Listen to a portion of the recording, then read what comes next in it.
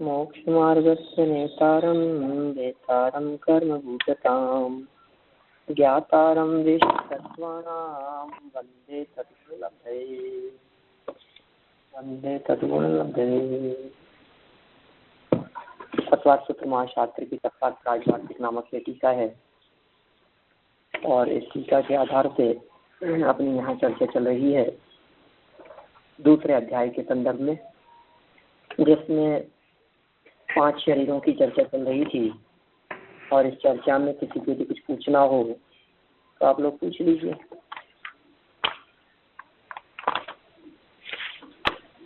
है कुछ पूछने का विषय?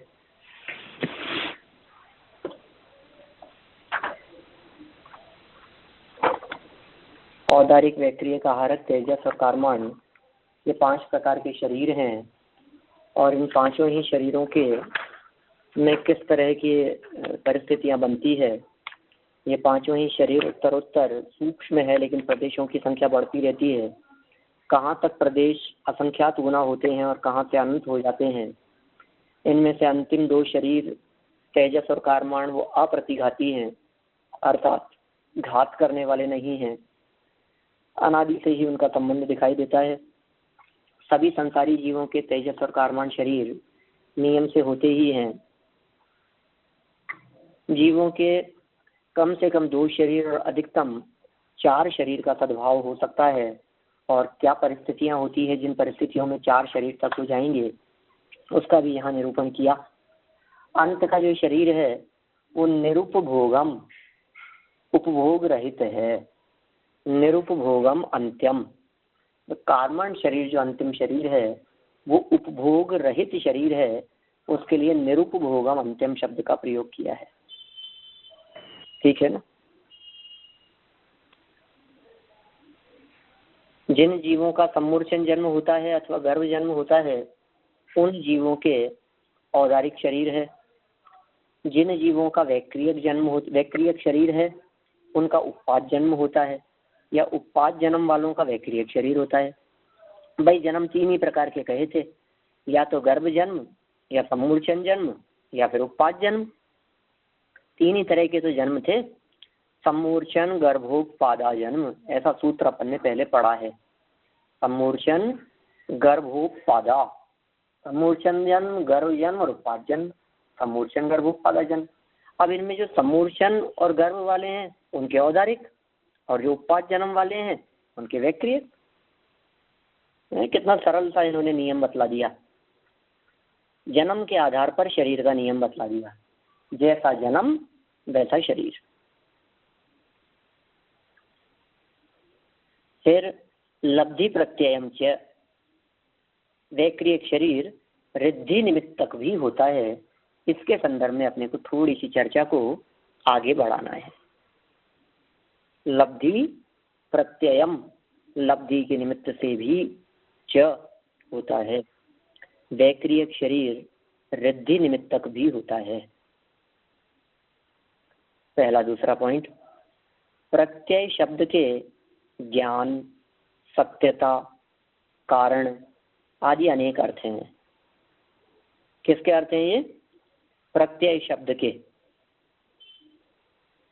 ज्ञान, सत्यता, कारण आदि अनेक अर्थ हैं, किंतु यहाँ कारण अर्थ विवक्षित है। विशेष तप से जो रिद्धि प्राप्त होती है वह लब्धि है। लब्धि शब्द का अर्थ क्या हो गया? रिद्धि। लब्धि कारणक भी वैक्रियक शरीर होता है। मतलब लब्धि प्रत्ययम च, ये जो बात कही गई है ये 46वें सूत्र से जुड़ी हुई है। औपपादिकम वैक्रियकम, यहाँ से इस चर्चा को थोड़ा सा जोड़ा गया और जैसे ही वो चर्चा थोड़ी सी आगे जुड़ गई औपपादिकम वैक्रियकम, तो वो जुड़ करके क्या हो गई कि ये जो वैक्रियकम कहा है ये लब्धि निमित्तक भी, रिद्धि के प्रभाव से भी किसी जीव के ये शरीर देखा जा सकता है, वैक्रियक शरीर हो सकता है।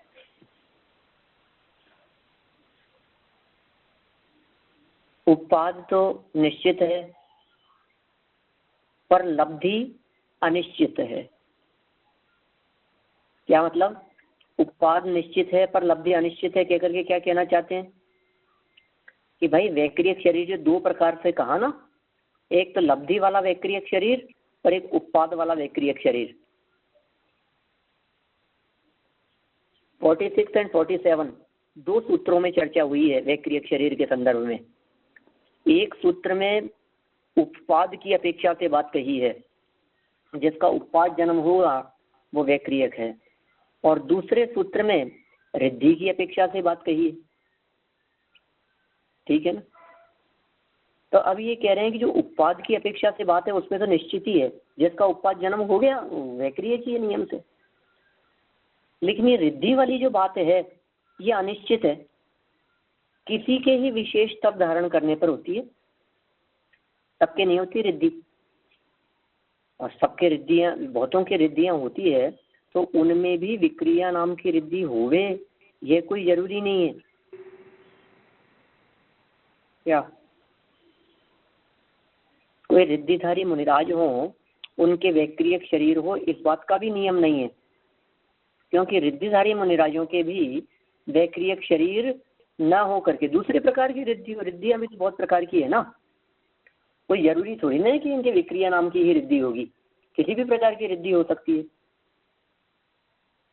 तो उत्पाद तो निश्चित है पर लब्धि अनिश्चित है, किसी के ही विशेष तप धारण करने पर होती है। 4 नंबर, विक्रिया का अर्थ विनाश नहीं है। ऐसा समझ लेते हैं लोग, विक्रिया शब्द का अर्थ विनाश, ये नहीं है। जिससे प्रति समय न्यूनाधिक रूप से सभी शरीरों का विनाश होने से सबको वैक्रियक कहा जाए क्या।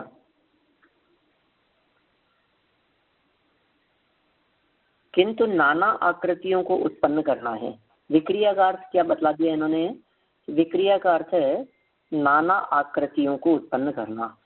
अनेक प्रकार की आकृतियां उत्पन्न जहां होती है उसका नाम समझना चाहिए विक्रिया। वैक्रियक किसे कहेंगे, अनेक प्रकार की आकृतियां उत्पन्न हो गए, अलग अलग प्रकार की आकृतियां बना ले वे, रूप बदल ले वे, वेश बदल ले वे, छोटा बड़ा हो जावे, लंबा चौड़ा चिकना, अदृश्य रूप हो जावे। और ये विक्रिया भी इन्होंने दो प्रकार की विक्रिया की बात कही है।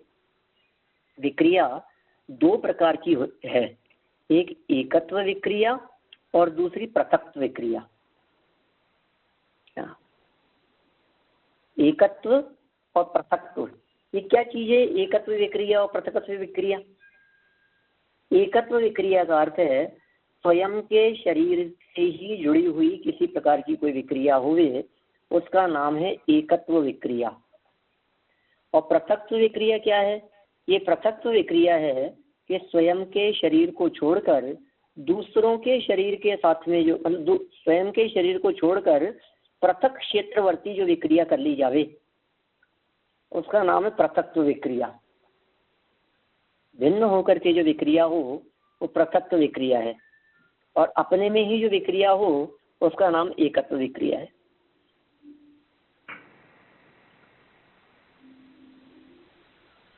अपने शरीर को ही सिंह, व्याघ्र, हिरण, हंस आदि रूप से बना लेना एकत्व विक्रिया है।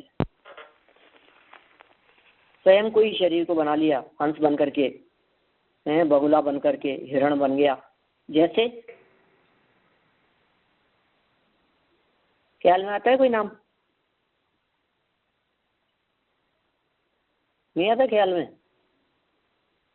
रावण सीता हरण करने के लिए स्वर्ण का सोने का हिरण बन करके आ गया था जी। ये कैसी विक्रिया है वो, अपृथक विक्रिया, एकत्व विक्रिया।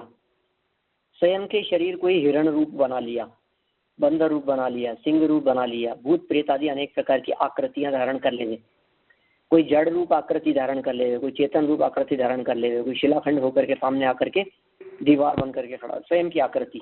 पंडित जी, हाँ, तो ये जो विक्रिया धारण करते हैं तभी तो जो शरीर के जो परमाणु होते हैं उसमें क्या कोई चेंजेस आ जाते हैं, क्योंकि सोने का परमाणु और शरीर ये विक्रिया मतलब परमाणु में क्या चेंज आता है एक्चुअल में, वो चाहे जैसा रूप बना सकते हैं, बस उस तरह का दिखने लगता है। ये रिद्धि है इस प्रकार की, चमत्कार जैसा, अपन जिसको अपन चमत्कार बोलते हैं, बस उसी तरह का चमत्कार जैसी बात समझना चाहिए। कुछ दूसरे को दिखाई देता है, लेकिन शरीर के परमाणु तो वही रहते हैं ना। शरीर के परमाणु भी एक्चुअल में विक्रियक शरीर के परमाणुओं में ही इस प्रकार की योग्यता होती है, और विक्रिया रिद्धि का चमत्कार ही ऐसा है कि वो उस रूप दिखाई देंगे आप सामने वाले व्यक्ति को।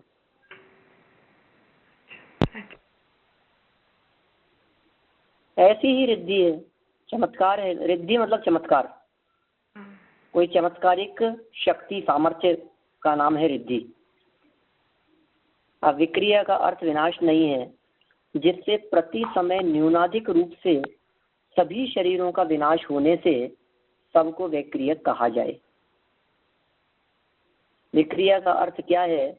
आकृतियों को उत्पन्न करना, विविध प्रकार की। अब वे आकृतियां शरीर से जुड़ी हुई है, स्वयं के शरीर को उसी रूप बना लिया है, या फिर पृथक से कोई विक्रिया तैयार की है।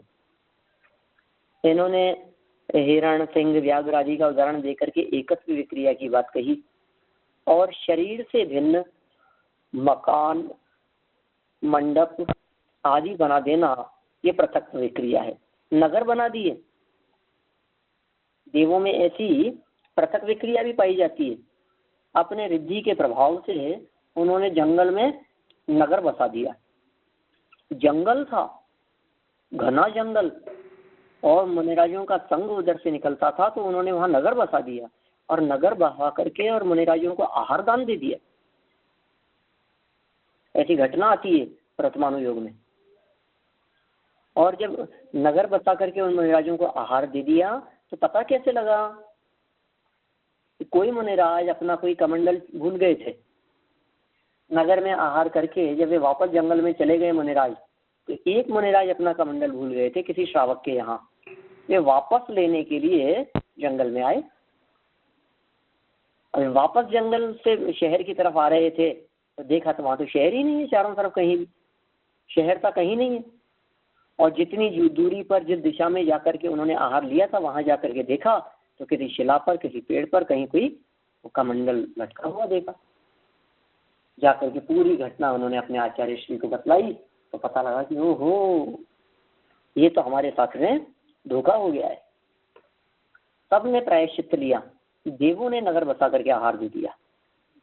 तो ऐसी पृथक विक्रिया, मंडप बना लेते हैं, समूह शरण की रचनाएं हो जाती है, ये सब विक्रिया से हो जाती है इस तरह की। ऐसे कुबेर के माध्यम से समूह शरण की रचना होती है। अब ये समूह शरण के संदर्भ में भी अब वो उसकी विक्रिया का प्रभाव है, इसलिए वो विनष्ट भी होता रहता है, और वो स्थिर भी रखे रहते हैं समूह शरण भी। भिन्न भिन्न आकृतियों वाले समूह शरण देवगति के अंदर, वहाँ देवों के वहाँ पर मौजूद भी रहते हैं, कुबेर के वैभव के अंतर्गत मौजूद भी रहते हैं, स्थायी पहले से बने हुए वो मटेरियल, और फिर विक्रिया से वो उसको बनाता भी है। दोनों प्रकार की बातें हैं। तो पृथक विक्रिया के माध्यम से वे अस्त्र शस्त्र बना ले और फिर सामने फेंक देवे उसको। तो विक्रिया से शस्त्र बनाया और सामने फेंका, क्या तो जो ये फेंका है सामने की तरफ, ऐसा बना हुआ हथियार वो पृथक विक्रिया से बना हुआ है।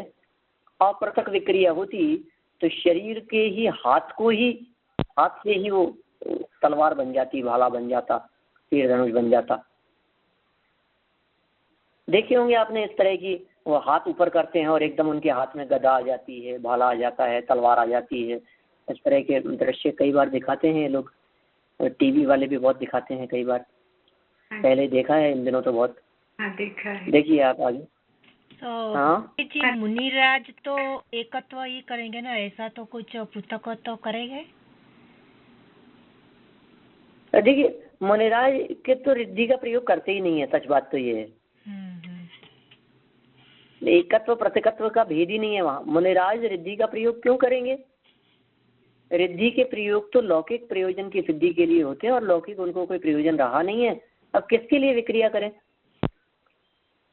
यदि वे रिद्धि का प्रयोग करते हैं कोई मुनिराज, तो रिद्धि का प्रयोग करना इस बात को सूचित करता है कि अब इनकी वो मुनि अवस्था नहीं रही, मुनि अवस्था से गिर गए, मुनि अवस्था से च्युत हो गए, छूट गए। विष्णु कुमार मुनिराज का जो प्रसंग आता है, जो बहुत प्रसिद्ध प्रसंग है, उस प्रसंग में भी उन विष्णु कुमार मुनिराज ने क्या किया था? वो बड़ा मुनि पद छोड़ा पहले उन्होंने, गृहस्थ दशा अंगीकार करी। 7th स्टैंडर्ड में जो पढ़ते थे, अब वो 7th स्टैंडर्ड से डाउन होकर के 4th स्टैंडर्ड में आ गए। 7वीं कक्षा 6वें 7वें गुणस्थान में रहने वाले, 7वीं कक्षा में रहने वाले, वे नीचे गिर करके, नीचे उतर करके 4th स्टैंडर्ड में 4th क्लास में आ गए हैं। कैसा हो जाता है देखिए आप स्वरूप। अब फिर रिद्धि का प्रयोग किया उन्होंने, विक्रिया रिद्धि का प्रयोग। बाद में उन्होंने पुनः दीक्षा ली, दोबारा मुनि बने। कैसे कठोर है ये काम। अरे मुनि दशा छेदना, ये भी उनके लिए बहुत बड़ा उपसर्ग है या बहुत बड़ी सजा है उनके जीवन में। क्योंकि उससे हुआ क्या था, ऐसा करने से क्या हुआ था? ऐसा करने से ये हो गया कि अब उनके बाद के दीक्षित जितने भी लोग थे, अब ये अब तक तो उनको नमस्कार करते थे, अब ये उनको नमस्कार करेंगे क्योंकि बाद के दीक्षित हो गए। ऐसा विधान है, बोध्य बोधक संबंध रहता है मुनिराजों में परस्पर में।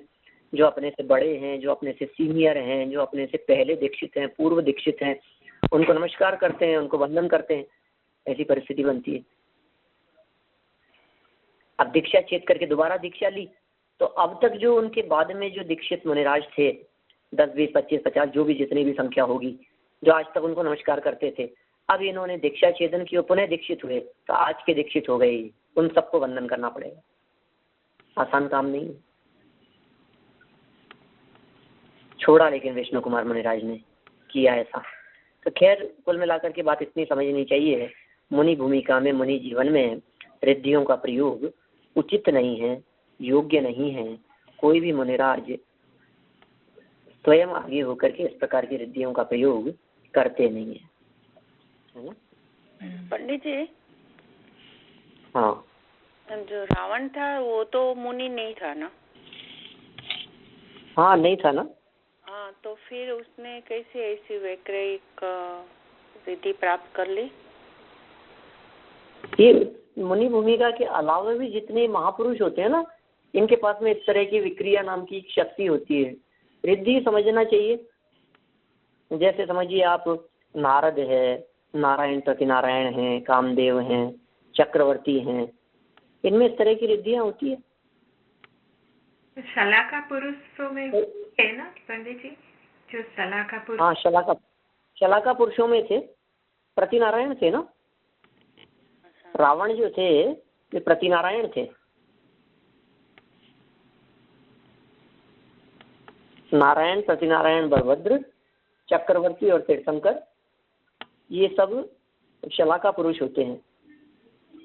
मैंने जो रिद्धियां कही गई ना, 64 रिद्धियां, उन रिद्धियों में से बहुत सारी रिद्धियां ऐसी होती है जो गृहस्थ दशा में संभव है, और बहुत सारी रिद्धियां ऐसी होती है जो गृहस्थ दशा में नहीं होती, सिर्फ मुनि भूमिका में होती है।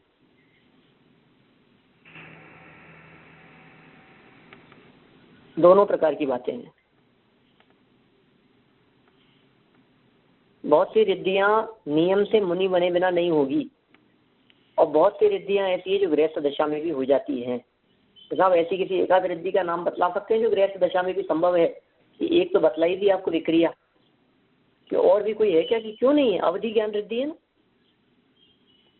64 रिद्धियों में एक अवधि ज्ञान रिद्धि है, एक मन पर्याय ज्ञान रिद्धि, एक केवल ज्ञान रिद्धि है। तो जो मन पर्याय ज्ञान रिद्धि है वो मुनि भूमिका में ही होती है नियम से, और जो अवधि ज्ञान रिद्धि है, या अवधि ज्ञान रिद्धि गृहस्थ दशा में भी हो जाती है। जन्म से भी संभव है। जैसे मान लीजिए तीर्थंकर के जीव हैं, जन्म से 3 ज्ञान के धारी होते हैं, मति, श्रुत, अवधि ज्ञान के धारी। आज ऋषभदेव भगवान का जन्म दिवस है ना, गर्भ में आए तब से, तो इससे पहले से भी सर्वार्थ सिद्धि से आए है ना, कब से वो 3 ज्ञान के धारी हैं, मति, श्रुत, अवधि ज्ञान के धारी हैं। तो जो आप गर्भ दशा में रहे होंगे, आज तो उनका जन्म हुआ चैत्र कृष्ण नवमी दिना, और आज ही तप कल्याणक भी है, दीक्षा भी उन्होंने अंगीकार की आज ही। कैसी परिस्थितियां बनती है। मति श्रुत के साथ साथ में अवधि ज्ञान भी, द्रव्य क्षेत्र काल भाव की बातों को भी जानते हैं मर्यादा लिए हुए, किसी भी बात को जान लेते। कैसा दिव्य ज्ञान होगा। 2 साल का बालक अवधि ज्ञान का धारी, गर्भ में बैठा है अवधि ज्ञान का धारी है। अभी अभी अंगूठा चूसते हैं, अभी छोटे से पल्ले में झूलते हैं, और मति श्रुत के साथ में अवधि ज्ञान भी है। कैसे अवधि ज्ञान का प्रयोग कैसा करते होंगे होता है, लेकिन बस वस्तु स्थिति का चित्रण किया है। ठीक है, गृह दशा में रहते मुनि तो कब बनेंगे क्या पता। अभी ऋषभ देव को देखिए आप, मुनि बनने में 83 लाख पूर्व लग गए, और पूरे जीवन पर्यंत उनके अवधि ज्ञान रिद्धि बनी रही। तो इस प्रकार की रिद्धियां भी होती है। दोनों प्रकार की रिद्धियां दोनों प्रकार के जीवों में, कोई किसी के और कोई किसी के, इस प्रकार का हो जाता है। पृथक विक्रिया कुछ जीवों के होती है और कुछ जीवों के अपृथक विक्रिया भी होती है। अपृथक विक्रिया जो है, जिसे एकत्व विक्रिया कहा है, यह सामान्य है। विक्रिया होगी तो इतनी क्वालिटी तो होगी ही, कोई रूप बदल सके। लेकिन जिनमें उस विक्रिया की क्वालिटी, स्तर, लेवल थोड़ा विशिष्ट होता है, उन जीवों के क्या होगा, उन जीवों की अपेक्षा से यदि हम बात करेंगे तो कहेंगे उनके पृथकत्व विक्रिया भी हो सकती है, पृथक विक्रिया भी बना लेते हैं।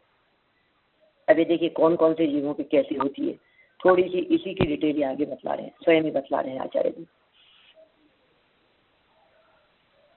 भवन, व्यंतर, ज्योतिषी और 16 स्वर्ग के देवों के दोनों प्रकार की विक्रिया होती है।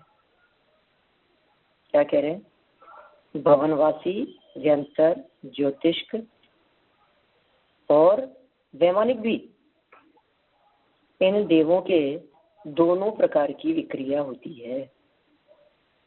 ऊपर ग्रैव्यक आदि सर्वार्थ सिद्धि पर्यंत के देवों के प्रशस्त एकत्व विक्रिया ही होती है। 16 स्वर्ग से ऊपर वाले हैं ना, उनके कैसी होगी कि एकत्व विक्रिया ही है, प्रशस्त एकत्व विक्रिया। लेकिन उनके पृथक नहीं है, उनकी जरूरत ही नहीं है, उनको विकल्प ही नहीं है, वे कहीं जाते आते ही नहीं है। यहाँ तो पृथक विक्रिया इस तरह से भी कही गई है कि कोई, जैसे अपन ने चर्चा की थी ना सौधर्मेंद्र के संदर्भ में, पृथक पृथक शरीर बना लेवे, ये पृथक विक्रिया। एक शरीर सिमंदर भगवान के समूह शरण में, दूसरे शरीर सहित युगमंत्र भगवान के समूह शरण में बैठा हुआ है, तीसरे शरीर सहित बाहु भगवान के समूह शरण में, तो बाहु भगवान के समूह एट ए टाइम पूरे 2.5 जीत के अंदर 170 तीर्थंकर हो गए हैं, तो सभी के समूह शरण में रहे, ऐसी विक्रिया। भवनवासी, व्यंतर, ज्योतिषी और 16 स्वर्ग के देवों के दोनों प्रकार की विक्रिया होती है, पृथक विक्रिया और अपृथक विक्रिया। और 16 स्वर्ग से ऊपर, 16 स्वर्ग से ऊपर कौन कौन है, तो 16 स्वर्ग से ऊपर 9 ग्रैव्यक है, 9 अनुदिश हैं, 5 अनुत्तर हैं, कहाँ तक कि सर्वार्थ सिद्धि पर्यंत। उन सबके क्या होता है, एकत्व विक्रिया ही होती है। ठीक है, आगे देखिए, 6वें नरक तक के नारकियों के त्रिशूल, चक्र, तलवार, मुद्गर आदि रूप से जो विक्रिया होती है वह एकत्व विक्रिया ही है, न कि पृथक विक्रिया।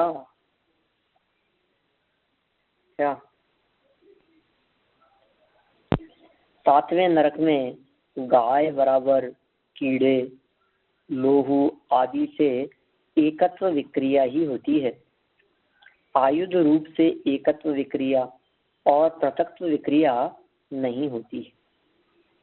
ख्याल में अभी बात, विक्रिया के संदर्भ में क्या बात कही है, मतलब ऐसा समझ लीजिए कि नारकियों के होने वाली जो विक्रिया है वो एकत्व विक्रिया ही है, उनका शरीर ही उस रूप बनेगा।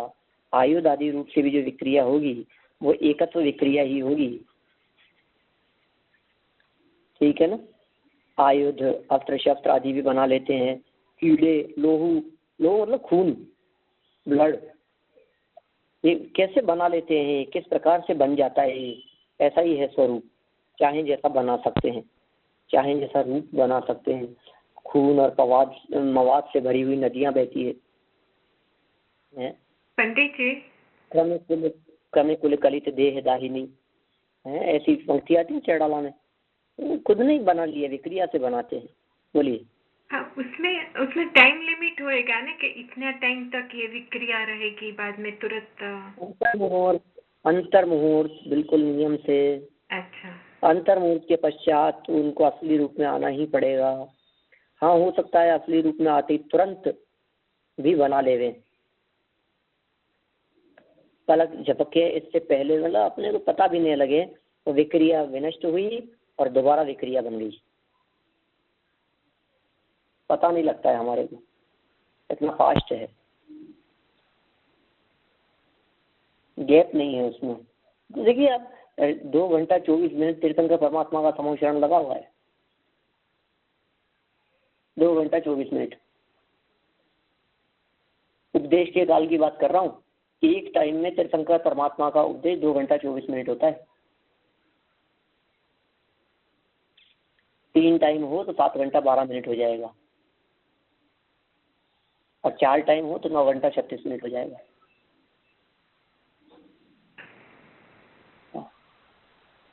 तो यदि 2-2.25 घंटे तक, 2.5 घंटे तक यदि उनका व्याख्यान चला है और समूह शरण में लोग बैठे हुए हैं, तो विक्रिया से बने हुए समूह शरण का क्या होगा? अंतर्मुख से ज्यादा तो रहता ही नहीं, फिर हट गया और बन गया, और लोग ज्यों के त्यों बैठे रहे। पैरों के नीचे से जमीन खिसक गई, ये खिसक भी जाती है वापस भी आ जाती है। बड़ी चमत्कारी के ये सब बातें, बड़ी अद्भुत अलग प्रकार की है। हाँ जी, अलग स्तर की इस तरह की बातें होती है कुछ। नारकियों के एकत्व ही होती है जो अशुभ रूप है, अशुभ देह वेदना विक्रिया। फिर आया कहाँ, भी तो आएगा तीसरे अध्याय में नारकियों की विक्रिया के संदर्भ में। और देवों की जो विक्रिया होती है वो शुभ के लिए होती है। भवनवासी, व्यंतर, ज्योतिष, वैमानिक, चारों प्रकार के देवों के दोनों प्रकार की विक्रियाएं संभव है 16 स्वर्ग तक के, और 16 स्वर्ग से ऊपर वालों के, क्योंकि वे बेचारे ब्रह्मचारी होते हैं। अब बेचारे क्या कहें उनको, वो तो वास्तव में विशेष सुख की विशेषता है। एक्चुअल में ब्रह्मचर्य से रहना ये दुखी होने का सूचक नहीं है, सुखी होने का सूचक है। सब नियम से 16 स्वर्ग के ऊपर, विकल्प मात्र भी नहीं आता उनके हृदय में। सुख की अधिकता है, संयोगों की कमी है, परिग्रह की कमी है और सुख की वृद्धि है ऊपर ऊपर के स्वर्ग में। विक्रिया की भी जरूरत नहीं है, शांति से बैठे करते रहते हैं, चर्चा करते रहते हैं। तीर्थंकर परमात्मा के समूह शरण में आने का विकल्प भी नहीं आता। अब इससे ज्यादा और शिथिल परिणामी क्या कहें उनको। नारकियों के, जैसे मैंने कहा ना, क्रमे कुल कलित देह दाहिनी, ऐसे बन जाते हैं। पीप और मवाद से भरी हुई नदी बन गए, बैतरणी नदी बन गए, उनमें कीड़े बन गए। अलग अलग प्रकार से ऐसी विक्रिया करते रहते हैं, कुछ ना कुछ क्या करें, लेकिन तब भी शांति नहीं मिलती, सुख नहीं मिलता, चैन नहीं मिलता है। ऐसा इस स्वरूप है।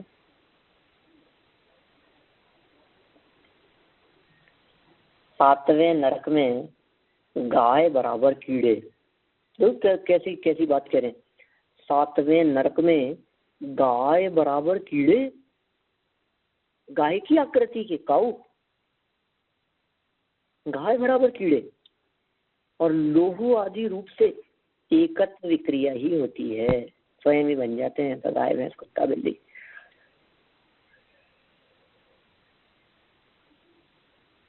आयुध रूप से भी एकत्व विक्रिया ही होती है, पृथकत्व विक्रिया होती ही नहीं है नारकियों की। ये बात समझ लीजिए आप।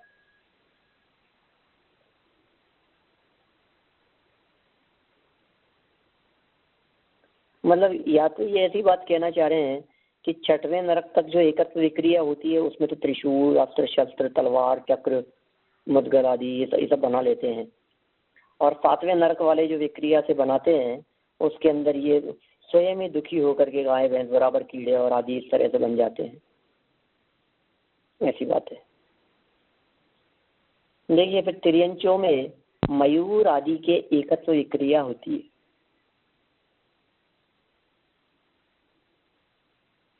तत्व विक्रिया नहीं, मनुष्यों के भी तप और विद्या के आदि के प्रभाव से एकत्व विक्रिया होती है, पृथक विक्रिया नहीं होती। मतलब अभी अपन बात कर रहे थे ना रिद्धियों के संदर्भ में कि हाँ वो तो रिद्धि नहीं है या मुनि नहीं था, उसको कैसे रिद्धि हो गई। लेकिन ये रिद्धि तिर्यंचों में भी हो जाती है। देखो मयूर के रिद्धि की बात की है इन्होंने। तिर्यंचों में मयूर आदि के एकत्व विक्रिया होती है।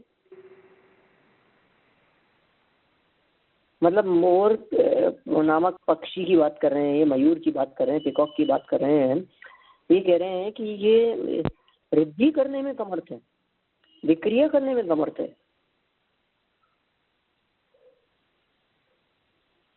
रूप बदलने में समर्थ है। पंडित जी ऐसा कोई वर्तमान युग में ऐसा कोई कथा है? उस तरह की कोई कथा तो कोई आई नहीं, लेकिन क्या कहें,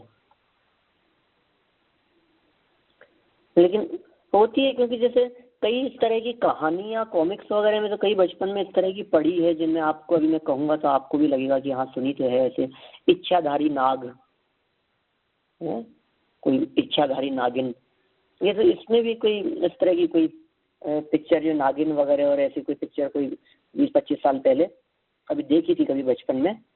तो ऐसा था कि वो जो सर्प था, सर्प नहीं थे, वो आदमी बन जाते थे, आदमी बन करके कभी सर्प नहीं हो जाते थे। ऐसा इस तरह का कुछ खेल दिखाते हैं। तो इच्छाधारीपन क्या है, वही विक्रिया की सामर्थ्य है और क्या है। वर्तमान युग के अंदर इस तरह का कोई कथानक तो कहीं ख्याल में आता नहीं है, तो अभी तत्काल तो कुछ ख्याल में नहीं आ रहा है। कभी यदि कुछ आएगा आप लोगों में से किसी के ज्ञान में यदि हो कोई इस तरह की कोई बात तो आप लोग बतलाएं, और ज्ञान में आएगी तो अवश्य बतलाऊंगा कभी।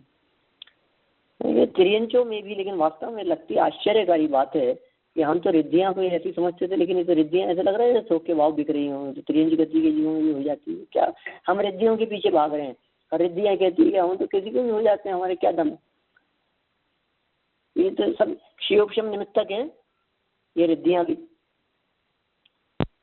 ये जो रिद्धियां प्रकट होती है, इन रिद्धियों में कौन से कर्म का निमित्त होता होगा? बोलिए, उदय प्रमाण है ना, रिद्धि प्रकट हो गई है। अब रिद्धि में कौन से कर्म का निमित्त होता होगा? नाम कर्म, ज्ञानावरणी, दर्शनावरणी, मोहनी, अंतराय, वेदनी, आयु नाम गोत्रादि, कौन सी रिद्धियां हैं? सब अलग अलग है। वही रिद्धि में ज्ञानावरणी निमित्त होगा, उसका क्षयोक्षम। किसी रिद्धि के अंदर अंतराय कर्म का क्षयोक्षम निमित्त होगा। जैसे ये लब्धि है ना, लब्धि मतलब प्राप्ति, तो ये लाभांतराय कर्म के क्षयोक्षम से ऐसी रिद्धि प्रकट होती है। कोई भोगांतराय कर्म के क्षयोक्षम से हो, कोई उपभोगांतराय कर्म के क्षयोक्षम से रिद्धि प्रकट हो, कोई लाभांतराय कर्म के क्षयोक्षम से रिद्धि प्रकट हो, जो उसका लाभ प्राप्त हुआ है। तो ऐसी रिद्धियां अपन सोच रहे थे मुनिराजों को ये होगी, फिर सोचा गृहस्थों की भी हो जाएगी। अब ये और बात आगे बढ़ करके कह रहे हैं तिर्यंचों के भी हो जाती है। क्या? तिर्यंच गति के जीवों में भी इस प्रकार की रिद्धि संभव है। तिर्यंचों में मयूर आदि के एकत्व विक्रिया होती है, लेकिन एकत्व विक्रिया का मतलब स्वयं का शरीर बना सकते हैं, किसी और से लिंक नहीं रहेगा। स्वयं ने ही बना लिया उस तरह का शरीर, कुछ भी बन गए, किसी भी प्रकार की विक्रिया से अपने शरीर को बना लिया। और मनुष्यों के भी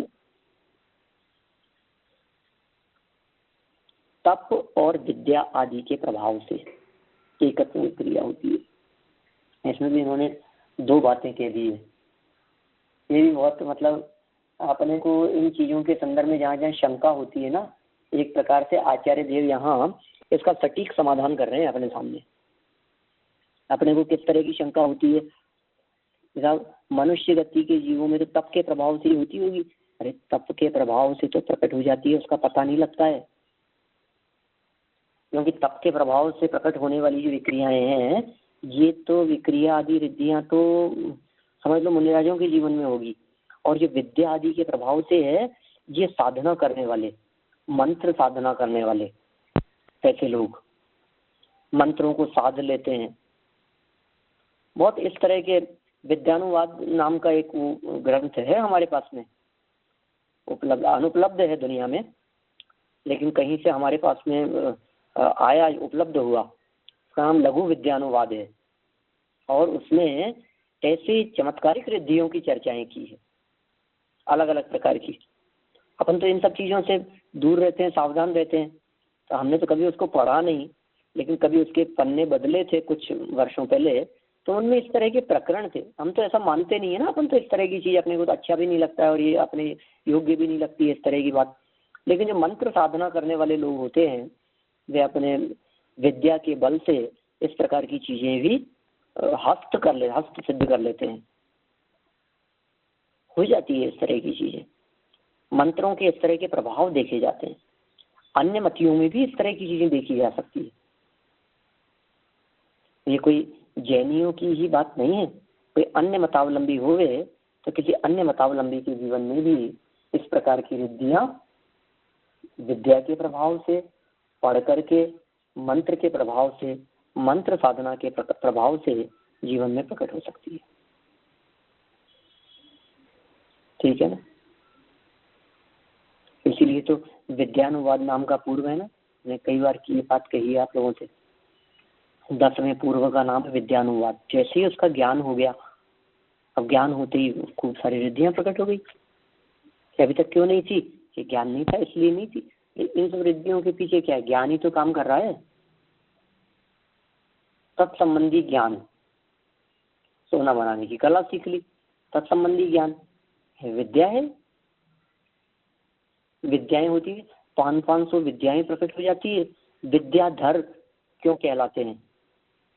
विद्याधर कोई देवगति के जीव थोड़ी ना होते हैं। जितने भी विद्याधर होते हैं वे सब मनुष्य ही होते हैं, हम आप जैसे। क्या जितने भी विद्याधर है ना, ये सब हम आप जैसे ही व्यक्ति होते हैं। लेकिन पंडित जी, उसका अपना अलग देश है, नगर है, अपना सब अलग है, अलग। हाँ ठीक बात है।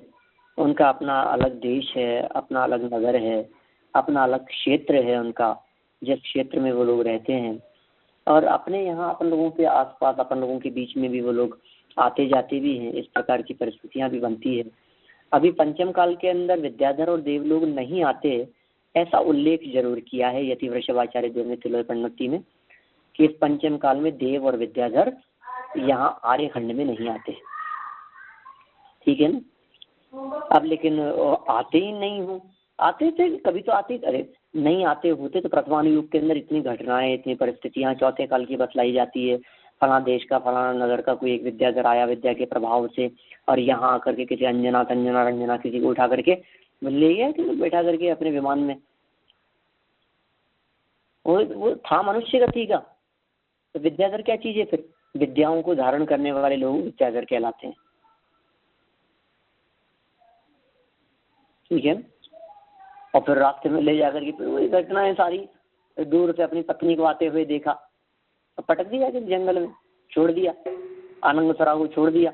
विद्याधर उठा करके ले गया था। 3-3 हजार वर्ष की उपवास की उसने, हजारों वर्ष तक जंगल में रही, कंदमूल खा करके, उपवास करके। चक्रवर्ती ने तलाश की थी।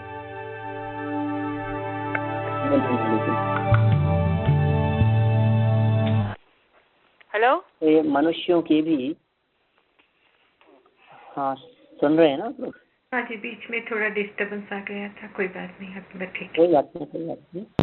मनुष्यों के भी तप और विद्या आदि के प्रभाव से एकत्व विक्रिया होती है।